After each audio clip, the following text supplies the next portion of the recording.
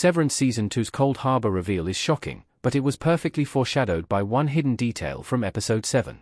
From its early moments, Severance Season 2 intrigued viewers and immersed them in its sci-fi drama by raising many questions about Lumen's purpose and how it connects to the Cold Harbor file Mark had been working on.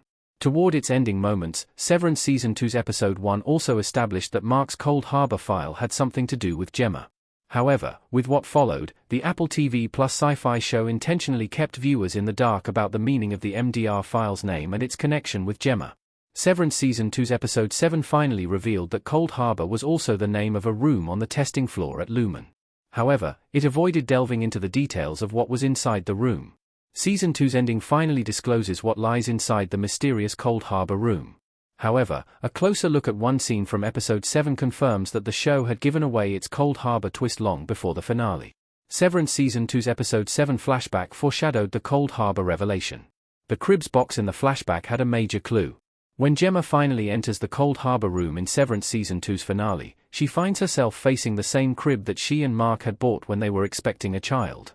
The crib would have instilled strong emotions in Gemma because she and Mark associated it with their failed pregnancy.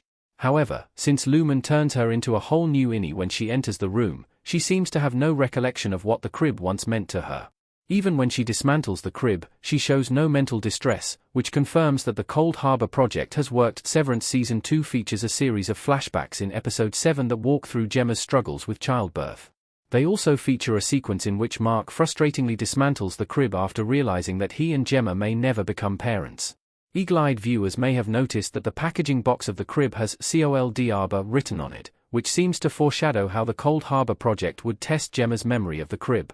Since Severance is known for its attention to detail, this clue cannot be coincidental.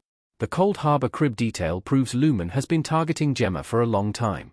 Lumen has been tracking Mark and Gemma far longer than they realize. Dichan Lockman as Gemma and Robbie Benson as Dr. Mauer in Severance Season 2 custom image by Dhruv Sharma. Given how Gemma and Mark bought the crib long before Gemma was believed to be dead, it seems like Lumen had been keeping an eye on the couple long before they actively associated themselves with the company. As Severance previously established, Mark was a history professor and had nothing to do with Lumen before he got himself severed. Gemma, too, was previously not involved with Lumen in any capacity. However, the moment the two characters seemingly entered the local fertility clinic to seek help, they became targets for the company. This is even hinted at in another flashback where Dr. Mauer briefly appears in the background moments after Mark and Gemma enter the local birthing clinic.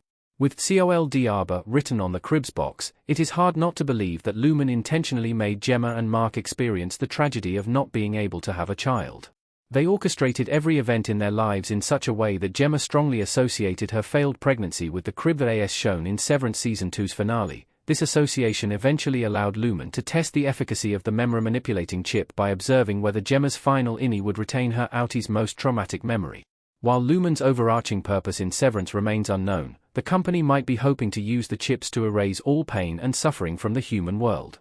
Just like they managed to free Gemma's Cold Harbor innie from the pain of her outie's failed pregnancy, they hope to free humanity from all emotional burdens.